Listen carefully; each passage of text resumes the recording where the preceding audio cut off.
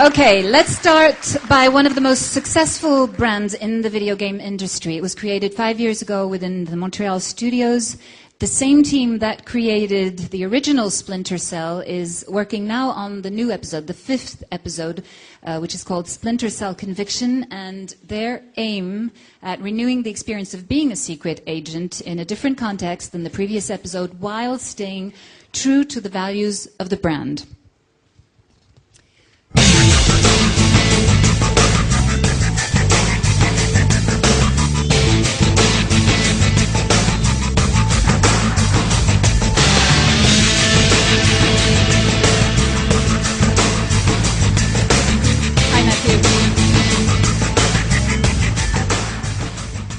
Hi, Matthew. So you are in Montreal. You work on Splinter Cell. So what is the new opus all about? Well, there's a lot to say about Splinter Cell. There's been 4 episodes already based on classic light and shadow and infiltration gameplay. And but is that going to remain? There's a few of those things that will be there.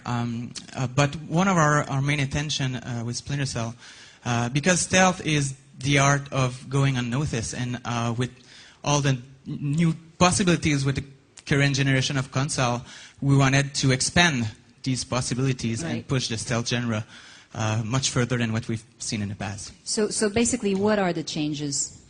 Well, first, let's talk about Sam Fisher. You guys know Sam as being a special spy, hiding in the dark and looking for classified information. You've known Sam as a double agent, and now you'll see Sam as... In a bikini. No. You will see Sam... Well, maybe, we never know. I doubt it. You'll see Sam as a fugitive. And, as a fugitive, all the rules are changing because you used to work for Third Echelon. Why does he become a fugitive? Yeah, well, that's something the player will have to discover. That's the main quest for Sam Fisher and the player. So you used to be, you used to work for Third Echelon.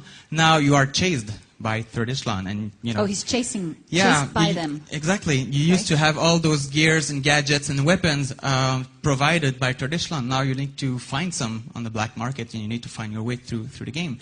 So when comes the time to develop a fugitive experience, we've decided to change all the core mechanics. We spent 2 years working on new technologies to support this concept. So we thought that in this context, the best weapon for a fugitive is your surrounding environment, because when you're chased, you need to run and you need to grab objects to use them either as a weapon, or as a defensive tool, or simply to create diversion. So we've generated this big dynamic environment where all the objects can be picked up and used. There you go. We've been also adding a new ingredient because as a fugitive, you need to, you won't hide in classic areas you used to hide, because you need to move forward all the time. You need to move faster and think faster. So you will go through public areas. You will go through civilians, to crowd, to hide. So, and this is to us a new layer of possibility, and being able to manipulate the crowd is very cool. Okay, and how these changes do impact on the gameplay? Well, it's huge. It's huge because hiding in the dark is not useful anymore, because you want to move forward. You want to find why suddenly the Third Echelon is chasing you, and go through find information and prove your innocence somehow through the game. And because you're chased all the time, there's a bit of pressure on you, and the pacing is much faster than what we used to see in the previous Splinter Cell as well. Okay. We got a demo. Could we see it? Yeah, maybe you guys would like to have a look at it. Most likely.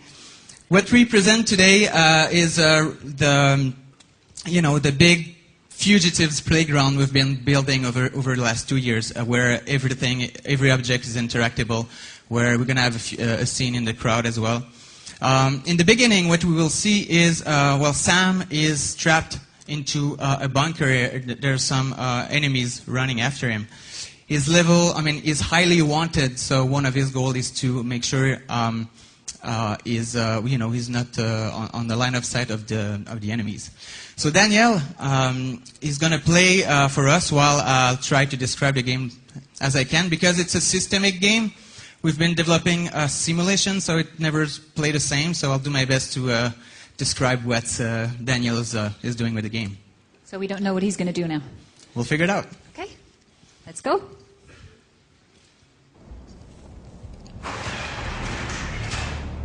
Spread out. Turn this place upside down.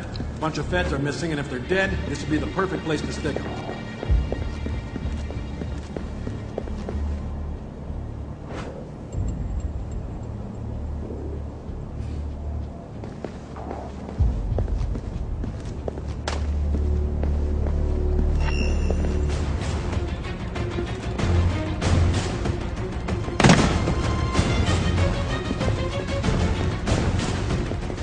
Where is he? In a bunker? What is it? It's a bunker, and you can realize that in the previous Splinter Cell, when you were detected such ways, that was roughly the end of the gameplay. Now it's the beginning, because you can fight, as you've seen. You can pick up any object and throw it and use it, as a weapon, which is very cool actually. And it just makes you improvise through the environment. Whatever's around him.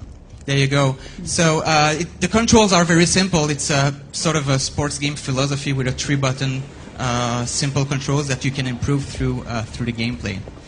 We're going to move to the next scene where it introduces our, for the first time, the crowd. So as you can notice, Sam has changed a lot. White male, approximately 6 feet tall, salt and pepper hair. Sam is going to wear a hoodie in order to, hide properly in the crowd, because if the guards are recognizing his face, then they'll go after him. There you go. So what Daniel is trying to do, there's an important information Sam needs to find in the back house of a cafe, in the back office of the cafe, and in order to get there, he needs to avoid all the guards. Some of the classic stuff we've seen in the previous Splinter Cell, but with a brand new type of interactions. So, whoops! Here's the guard seems to have discovered, that He saw his face. Yeah, it's suspicious. So he's following Sam slowly, but Daniel is smart, and he brings him in a place where. Wow, well done, Daniel. There you go. Well played. So very, it's been unnoticed. Very serious about this. Yeah, well, this kind of action done through the crowd would have made everybody scream, and so the reaction would have been much different. So it's smart to do it this way. What are those statues? Those are statues in a Washington park. This part of the game takes place in Washington. Okay. So Sam needs to move forward and go to the cafe, but there seems to be a guard, on the top left of the screen watching, this zone. So you need to create diversion. Diversion is key to this game. You need to, like here, Daniel has been stealing a cell phone, so now the crowd is reacting. The policeman is moving to investigate about what's happening, and the crowd is snitching Sam. So there's pointing, that is, where's the guy who's been stealing the cell phone. And this is a great opportunity because Sam can now pass by the area he wanted to go and move forward in the action. So you can recognize that in terms of look of Sam. Sam is wearing very few things on him. He has a bag, so he can put a little bit of accessories and gadgets he will find in the black market. He's wearing his hoodie when he's trying to blend in crowds in such ways. So by moving forward, once again, we're trying to reach this vital information because Sam, he needs to prove his innocence. So by moving forward, and because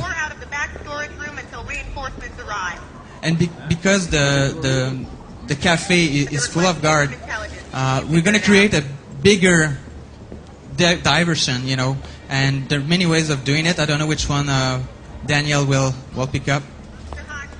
Okay, so he decides to shoot on this, propane tank, making an explosion. So all the guards are running, through the area and react to what's going on. While now Sam can go in the back office of the cafe and get the information. he needs.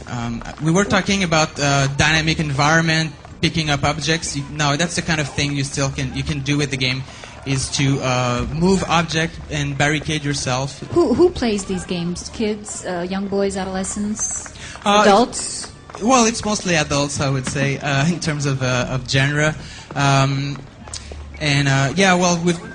We've been spending a lot of time to manage this dynamic environment, because in a first-person game it's easy to pick up things and throw it away, but in a third-person we spend 6 months matching the hands properly on the objects you're picking. So it was a huge challenge. So this is the rough overall elements we wanted to show you today. We'll invite you tomorrow to come to the booth and have a So everybody can play. Well, no, it's not playable, but we're gonna play for you, and so you guys can see a little more of what we've shown today. You'll be in trouble, Danielle, now. Okay. Thank you, Danielle, for this great demonstration. Welcome. Thank you to you, Mathieu Ferland. Now we understand better how the system works and what kind of experience you're providing, actually, the players with. Thank you very much. My pleasure.